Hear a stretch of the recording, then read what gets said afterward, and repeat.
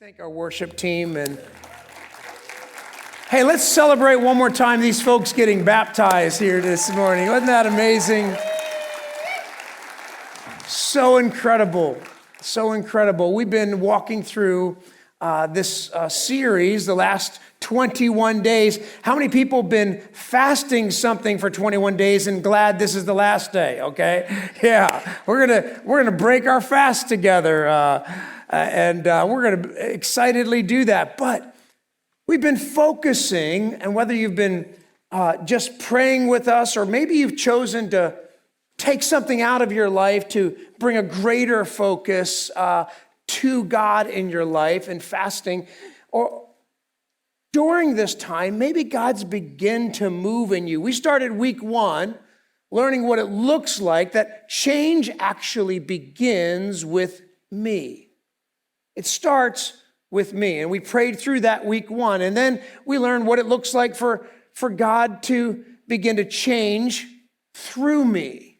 And week 2, we began to pray what it looks like for me to take the presence of God that changed me, and then take that presence and walk into all the rest of my relationships and say, God, I pray that you would influence them, and that your presence is changing me enough that it brings influence to others. I want to put myself in a position to do that. And now today, I want to talk to you about this in week 3. What does it look like for not just God to work through me, but lastly, for God to work through us?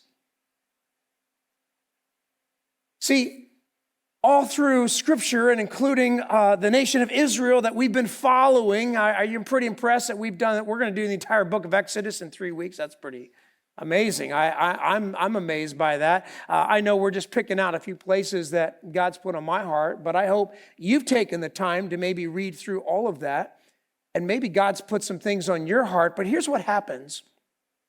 God works in individuals, right? He works in individuals. And then those individuals, as he's working in them, have influence and impact on other individuals. And you start to see, you've seen people changing around you. That has an impact on you, you know.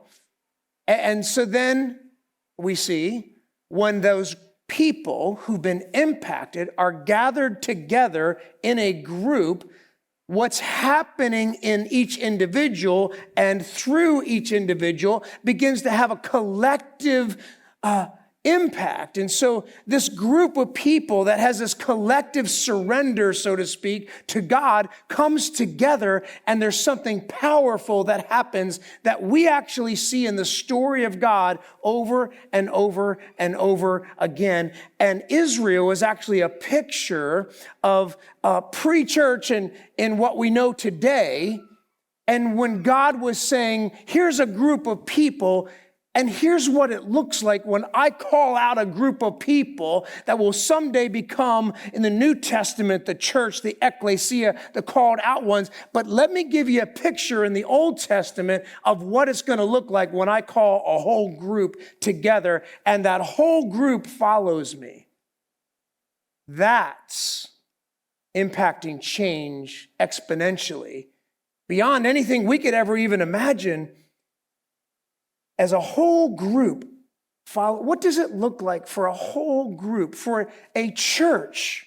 We're the modern day picture of God's chosen people.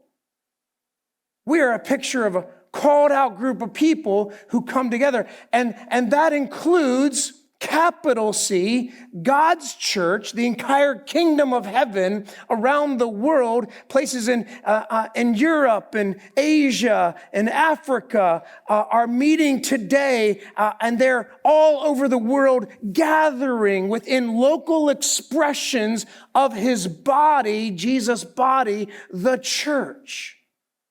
And today, whether you're watching online, you're here in person, you're a part of a expression of that body. So here's what it looked like for the nation of Israel to follow God in this collective.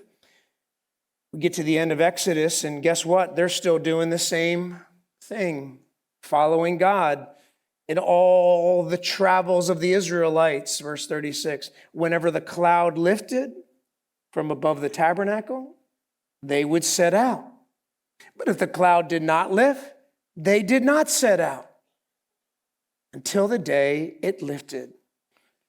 So the cloud of the Lord was over the tabernacle by day, and fire was in the cloud by night, in the sight of all Israelites during all their travels. In the sight of this entire community. Now, this community has doubled, maybe even tripled in size, okay? We're talking about probably over 2 million people who are coming to the tent of meeting, who are coming into the presence of God, who see the cloud by day and pillar by night, and they don't go anywhere unless that cloud, unless God directs them, they don't move. They just stay right there. They just stay on what God called them to do that day and the next day and the next day. And then imagine when God's cloud lifts and begins to move forward, what it looks like for millions of people to get up and say, okay, God's moving us forward. That's a happening. I mean, logistically, that's crazy to even think about how millions of people, hey, let's go. I mean, imagine you just try to get your family out to get them to church this morning, okay? You're like, all right, let's go. Where are they? And you get out to the car. Where's so-and-so? Okay, you're missing a kid. You get them all in there, and then somehow you're missing a kid. And then they went back inside. And then someone else goes back inside for that. And guess what happens, Mom, when you go back inside to find the one kid? Another one says, you know what? I forgot my Game Boy. I gotta go back and get that. I can't go to church without my phone, or I can't go to, so just getting your group here today. Man, it's time to go to church. Imagine that for a nation. Imagine that for a church. Imagine if all of us, as the expression of God, the church, would move every time God moves in us to move forward. We would say, we're moving forward. How impactful would that be for all the people around us in our lives? As a group moves forward. Well, in order to do that, I want to examine a few simple thoughts today from Scripture. I told you one of them we'd revisit. I'd pick up where we left off because there was no way I was going to finish. But I think in order to experience what it looks like as we allow God to create change through us as a group, as His church, first of all, we've got to break free. We touched on it in Joshua's life. Joshua is a picture of someone born in captivity, born as a slave, who's now going to become a leader and a general over moving the army of Israel forward. And as a young man, ends up leading Israel into the future. And when Moses passes, spoiler alert, before he dies, he lays hands on Joshua, and the community comes around and says, this is the next leader to follow. And the group says, we will be strong and courageous, and we will follow Joshua as he follows God. How in the world did this young man who grew up in slavery get here? Well, we find out from Joshua's life that the way, however you approach your future, is based on how well you let go of your past. Because Joshua had to let go of some things. How did he do that? I know all of us have a story, right? All of us come from a different background. We have different stories, and all of us have different heartaches because you came up in this world and the systems of this world. And in the systems of this world, there is brokenness, and that brokenness has impact on all of us who collect some scars along the way, some challenges in life, some trauma that collects from just living. And so imagine for a moment the worst possible scenario that we can imagine: being born into slavery, being tortured at will, being told there is no will you have, you cannot make a decision of your own, and now you're free, but you're wandering through the wilderness, listening to everyone who's over you talk about how this is the worst possible scenario, and maybe we should even go back. Because where was Joshua when all that was happening? Remember last week I told you I'd turn here? Exodus 33:10. Whenever the people saw the pillar of cloud standing at the entrance of the tent, what did they do? They stood and worshiped, each at the entrance of their tent. The Lord would speak to Moses face to face as one speaks to a friend. Remember last week? Then Moses would return to camp, but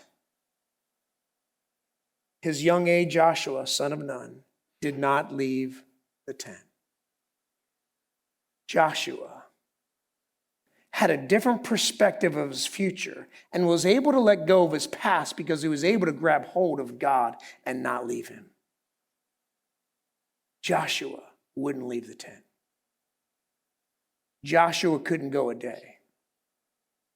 Joshua couldn't make it. I mean, I know some of us are like, man, I haven't read my Bible or said some prayer. I need to get back on that. And we wonder why it's so challenging for everything that's happened previous to today to have a greater impact than what God's doing in me right now. We don't have to wonder. Joshua's like, if I don't want that to impact me. God, I just want your presence to impact me. I'm going to grab hold of you. I'm going to let go of who I was, and I'm going to grab hold of you. It's a picture of what happens in my life, in my relationship with God, than what we just saw in the tank today. It's a decision to say, God, I'm choosing you. And you go private with that conversation with God, and then when you leave the door, you go public with that conversation. Every day is a baptism into walking into his life. Joshua is saying, hey, I don't want to leave the tent. I think that's what kept his heart so tender in the midst of a place that was pretty brutal. If you read through Exodus, just about every chapter, something's happening in Israel's story, and they are complaining about it, and they're hurt. And listen, I can't imagine, it's hard to walk with a few people who've been through very trauma background, but 2 million of them I can't even fathom. But this is the environment in which Joshua is being raised, and everywhere he goes, people are like, oh, it'd be better if we go back. It'd be better. Where's Moses? You've led us out here to die. Where's the food? This is just bread. Where's the meat? Then they get the meat, and then where's the water? And then they do the water, and then and Moses is constantly beaten down by a collective impact from their past that they cannot break free from. And so we see this over and over again, but not in Joshua. We get to see what a tender heart looks like that's able to embrace change regularly, that every time the cloud lifts and moves forward, they've got to change everything. The way we used to do things, no, we're changing all of it. The cloud lifted. Well, we used to do it this way. This is how we used to set up the tent this way. Hey, isn't that my spot where I had the tent? I always sit in the same spot whenever we worship, and I don't like to be messing with that. Okay. No, we're going to move to a whole new. Imagine if every time the cloud lifted here, we'd be like, oh, guess what? We got a whole new building. We're going to a whole new thing. We're moving around the city. We're just going to keep moving around and changing the seats around and changing all the stuff. We're going to change it every time you walk in here. It's going to look different. It's going to be different. You'd be like, ah! Now you're not so hard on Israel now, are you? Okay. Yeah, you'll picture it a little bit, So how did Joshua embrace change ahead of them every single time? Joshua's never complained. Joshua's like, let's go. I mean, there is even a battle that creeped up in the middle of it. And young Joshua, who I don't know how he's ready to lead an army into battle as young as he was. We go back into, in that Exodus 17, the earlier time when the Amalekites raise up. And God wanted Joshua to lead that army and wanted Moses. And that's a story where as long as Moses kept his arms up, remember? As long as Moses kept his arms up, God was defeating the enemy. As long as he kept his arms up in worship, God was defeating the enemy. And that gets tiring. Y'all try to get through one song, okay? Like this, like, oh, okay, all right, I'm gonna hold my hand up. I'll raise my hands, You non-hand raisers, you're like, this, I don't even know why you started that, because you're never gonna be able to hold that, okay? And then he has Aaron and her come along, and they have to hold his arms up so that the enemy is defeated by God. Joshua saw that. Joshua embraced battle, he embraced change, he embraced newness. Why? Because his heart remained in the tent. He never left it. He never left the presence of God. That's how you break free. That's how you see a future the way God sees it. And you're able to let go of your past, and able to let go from where you come from. You break free. Secondly, check your vision. Not just break free, but here's how we're going to stay as a collective church moving forward and a group of people who are called by God, making an impact. We check our vision. Look at Joshua and Caleb's. They were able to somehow see things the way God sees them. That's always a frustration of mine. So often I see things the way I feel right now, right? My sight is impacted by my emotions on a regular basis. Not today, just can't deal with this today. I had something, I just apologized to somebody about something, and I said something I didn't want to say, and then I went back and I apologized to them just the other day. And I said, and I caught myself because I said, of all days, this kind of collective things, all these things are happening. We find ourselves explaining our behavior based on all the circumstances that led up to this are completely understandable. Completely understandable. We live in a world that's hard. It's difficult. It's challenging. You think the devil cares about how many trials you had today? Well, actually, he does, but he probably wants more. There's a strategy going on behind what God's trying to do in your life, So as we talk about this today, let's not be naive that there is difficulties and challenges that come up and they stack up for a reason. Why? Because we get to a point where we're just going to blow. I can't take it anymore. That's the last one. That's it. I'm done. I'm out. Oh, I know. I was just thinking my emotions. My emotions got away from me. And listen, I'm sorry. Because I left the tent. I left God's perspective. And my vision has to be checked. Am I seeing things based on how I feel, or am I seeing things based on my faith? So Joshua and Caleb are this amazing story where here's what's happening. Towards the end of Exodus, they're looking into the promised land, okay? And Moses can't go there because he didn't obey God the way he was supposed to. And Moses is an unfortunate picture of an entire generation that never gets to see the promised land as we're about to see. Except there were 12 spies who were sent into the promised land. They were sent into Canaan. They were sent into where God was saying that they're going to be every step. He said, every step you take is ground I'm giving you. Look out on the horizon. Look as far as you can see that way, as far as you can see this way, as far as you can see that way, as far as you can see this way. Look at all of it and start taking steps forward, because every single step is a new ground that I'm going to take with you. I'm going to conquer that ground. So they were like, well, let's go check it out. So every tribe was represented. There's 12 tribes. Every tribe okay, was represented. And as they're represented, these 12 leaders in each one of their tribes, and some of them were some young men who got sent out, like Joshua and Caleb. And out of the 12 spies, they came back with this report. But then the men who had gone up with him said, or let me back up.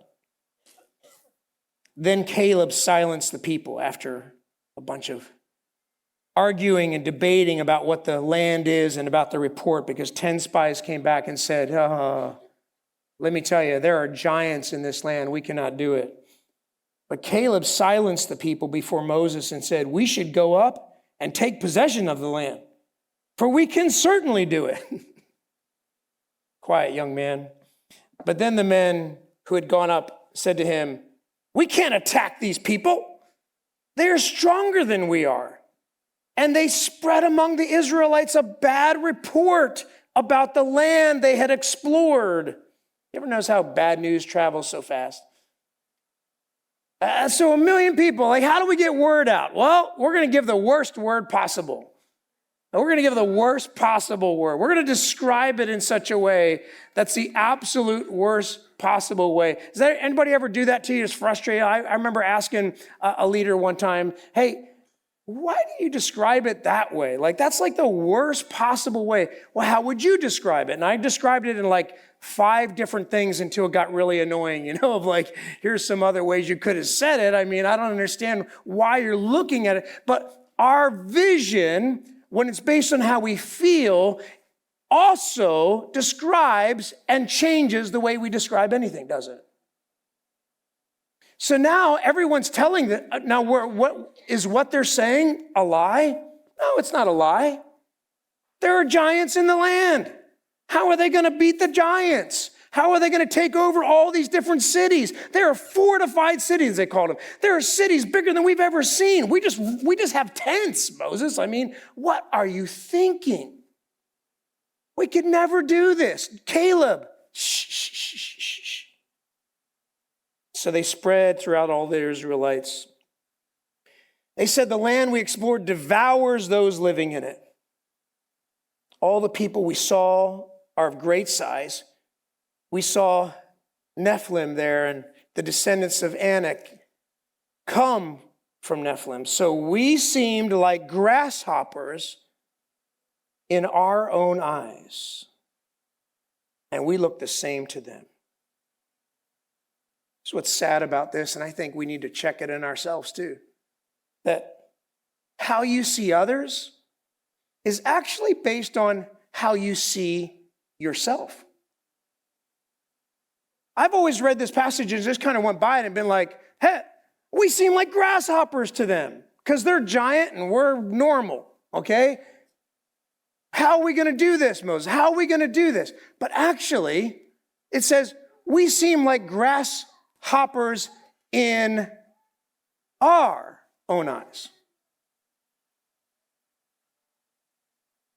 How do you see you?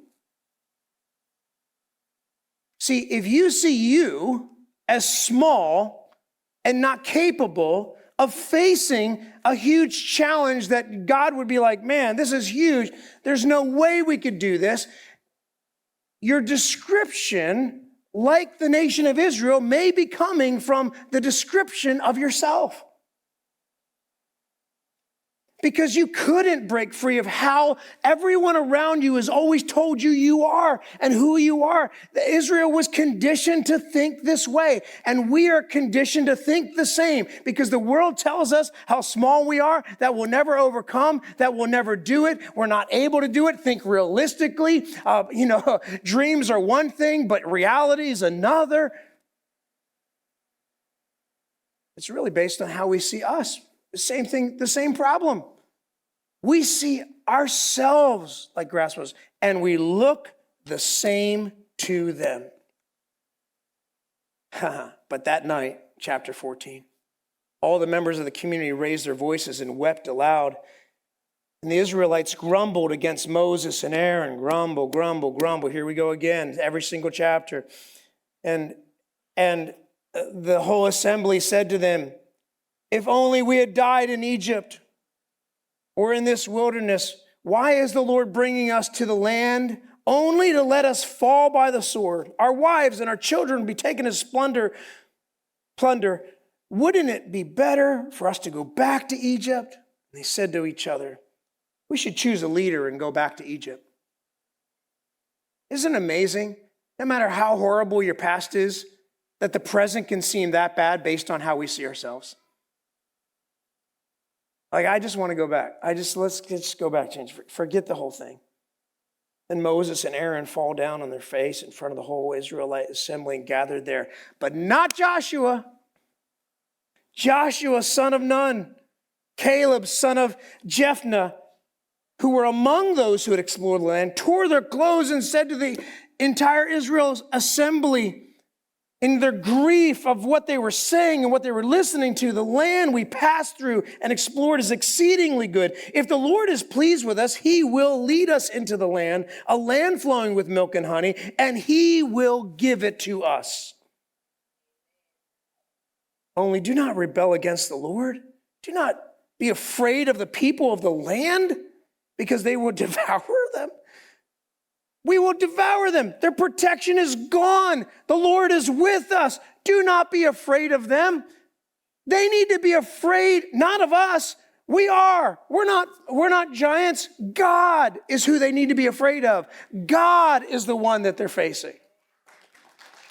Let me tell you, you got some enemies in your life who want to talk about you. And the bad news about you travels way faster than anybody's good news about you. Okay, I promise you that. And, I've heard some things. Did you hear it from me? No, I heard it from other people. They're much more authoritative on the whole issue. Well, isn't it amazing that we somehow think that this is me coming against someone else? You've left the tent. You forgot what it was when the cloud dropped and the pillar of fire came from heaven on the mountain of God. So much so. Let me tell you, you can come against me all you want, but you won't be coming against me. God is who you'll be facing. You imagine walking into work tomorrow with that confidence? Pity the fool who takes me on today. oh man, all the days, this is the day.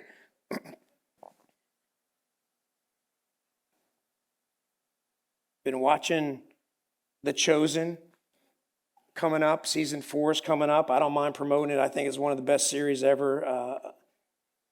I love it. But there's a documentary series called Jonathan and Jesus, about the actor who plays Jesus taking on this role and the impact of stepping into something that is greater than yourself. Listen, I'm not Jesus. Okay? So if you look at me, okay, we're different. But I've been changed by Jesus. And when you look at me, you looked at someone who speaks to Jesus as one speaks to a friend. And when you face me, in spite of all the things that you might think you're seeing in my frailty, you are not facing me. And you know what? When I look at you, I'm not facing you. I'm facing Jesus, who walks with you. Joshua. An interesting story, and I didn't have time to do it, but go look at what his name actually was.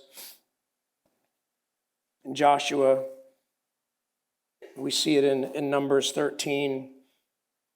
His name actually, Hoshea, meant a generic name for God, that Well, I said I didn't have time, and then I started anyway, but it's a generic name for God. And he changed his, Moses said, now your name is Joshua. And he added that Yeshua on top of it. He added the specific name of God, not the generic one, the specific name of God in front of his name. That's all he did. He said, your name means God saves, but let me give you the specific name, Yahweh saves. And so he shifts his thinking and says, this is who you are.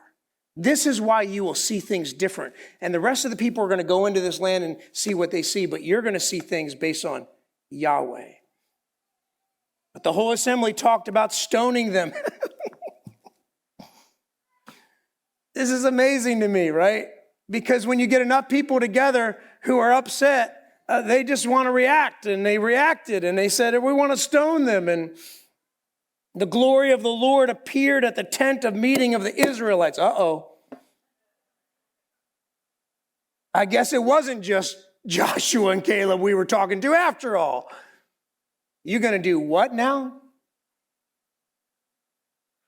He says to Moses, the Lord says to Moses, how long will these people treat me with contempt?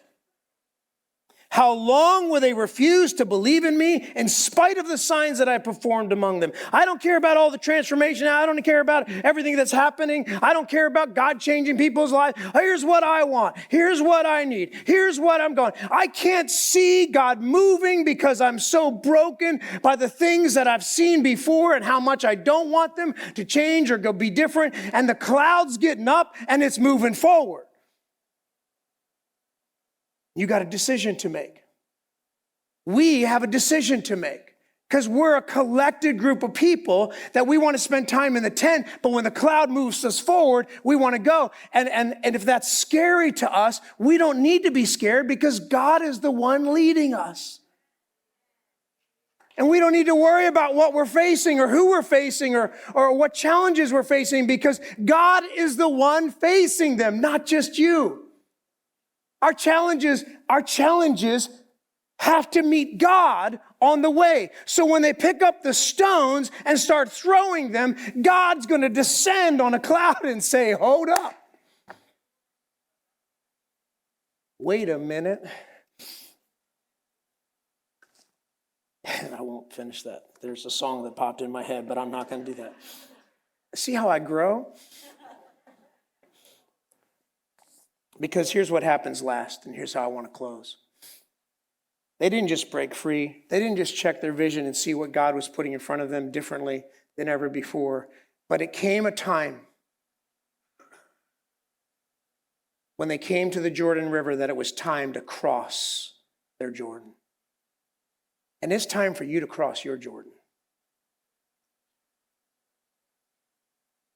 You've come to this time. God placed you here right now. God put you here. You feel called to be here. God led you to this place, West End Assembly of God, WEAG Church. God led you to this place. And we are a part of the church, the body of Christ across the whole world who are following Jesus. But this is the local expression of what it looks like for us to gather in the presence of God and say, God, we will follow you. We will listen to what you say. We will do what you say. We will go where you lead us to go. We will follow you, God. And as a group of people who are gathered together, we have a Jordan to cross, Joshua 3. So when the people broke camp to cross the Jordan, the priest carrying the Ark of the Covenant went ahead of them. And now the Jordan was at flood stage, all during harvest. Yet as soon as the priests who carried the ark reached the Jordan and their feet touched the water's edge, guess what happened? The water from the upstream stopped flowing. It piled up in a heap great distance away at a town called Adam.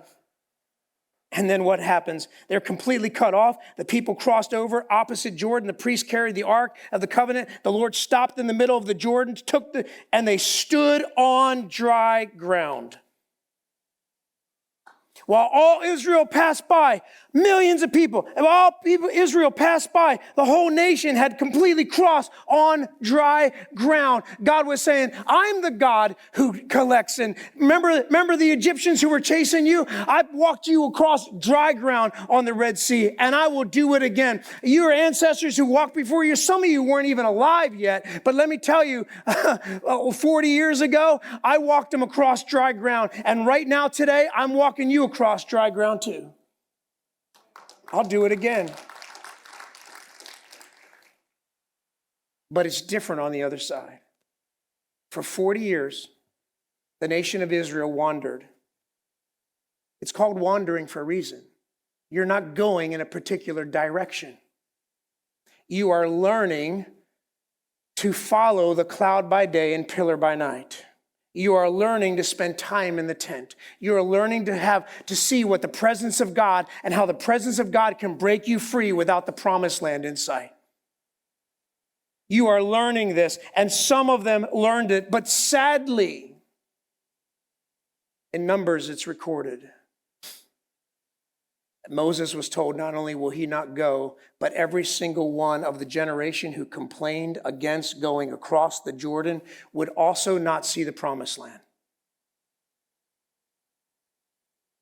How sad would it be that our hearts would be hardened? Multiple times in Exodus, Moses has to come to God begging him not to strike the Israelites down.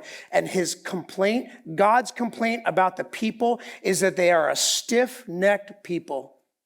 They will not change. No matter what we do. We've been wandering around for 40 years, and I've been trying to teach this, Moses, but they won't go. And Moses would say, we don't want to go unless you go with us, and God would go with them. And I don't know, I don't think it's an age generational aspect. It is a heart generation representation in this passage. It doesn't matter how old you are. The point is, you have a decision to make. Are you going to cross the Jordan? But what was on the other side of the Jordan? For the nation of Israel. On the other side of the Jordan, and the other side of your Jordan, there's a battle. They were going to war. They were no longer going to be wandering. They were going to war. Now, it wasn't the one that they took the swords and they took the things, and Jericho was across the Jordan. And when they set up a monument and they worshiped God and they walked around the city, you know the story. They walked around the city and they watched God collapse the city. They watched God take over Jericho, and that was just one. And then again and again and again, every place that they stepped their foot forward, God was redeeming for them. This is my people who are called by my name. The promised land is on the other side of a battle. I don't know what your Jordan is today. I don't know what you're facing. But I know that God's facing it with you.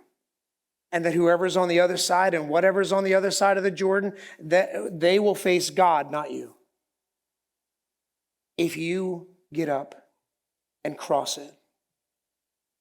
And you get up and cross it. And I don't know what that means for you in your life. It could mean you making a change in how you're doing it. What did Joshua do and how did he break free? Let me tell you, Joshua got around people who he followed who were in the presence of God. He never left Moses' side. Moses went up to the mountain. Guess who was with him for 40 days and 40 nights? Joshua. Joshua got around people who, it wasn't even necessarily his own family. He got around people who were in the presence of God, and he followed them and he shifted something. And long before Joshua crossed the Jordan, Joshua had already made his decision. As for me and my house, we will serve the Lord. We will serve Yahweh of today, the one who is changing things. Behold, I am doing a new thing. Can you not perceive it? The prophet said, I am doing a new thing. I am the one who makes pathways. I am the one who brings pathways through the wilderness. I am the one who brings streams into the wasteland. I will go with you if you'll get up and cross it. I want to invite you to choose with God today. Whatever your Jordan is right now, that you would choose it and say, God, I'm stepping across. I'd love for us to make this beautiful altar our place that we cross today together with pools of water ready to baptize more of you. Maybe tonight, you want to come back tonight and say, I'm making a public declaration. I'm making a public declaration. I crossed the Jordan. I was one way before this morning. I'm a new way tonight. We'll come celebrate here and worship, and we'll make the worship about a celebration and declaration tonight, if that's what you want to do. Maybe today you would say, I just want to get up and make a decision. And it's maybe for you, symbolically, stepping out of your seat and walking forward. There's not a river stopped for you, but I know in your life, in your emotions, and in your mind right now, there's a river that needs to stop flooding. And as soon as God's presence steps forward with you, you will enter on dry ground, and God will go with you. Would you stand with me? And would you make this your altar of decision today? And if that's you, you do what God's put on your heart right now and cross your Jordan.